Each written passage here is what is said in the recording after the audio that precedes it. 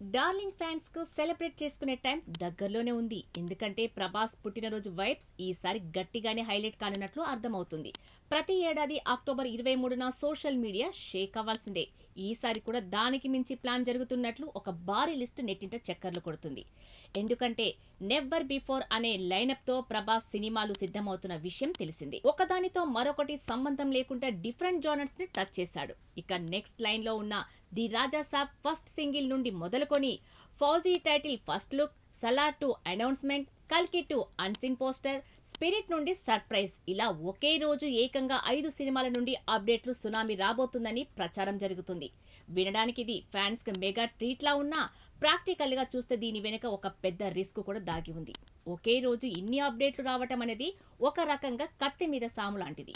అభిమానుల ఆనందం, అంచనాలు హై లెవెల్లో ఉంటాయి. ప్రభాస్ లైనప్ ఎంత స్ట్రాంగ్ గా ఉందో ప్రపంచానికి ఒకేసారి తెలిసిపోతుంది. కానీ ఇక్కడే అసలు సమస్య మొదలవుతుంది. ఒకేసారి ఇన్ని అప్డేట్లు రావటం వల్ల ఏ ఒక్క దానికి పూర్తి స్థాయిలో హైప్ దక్కకపోవచ్చు.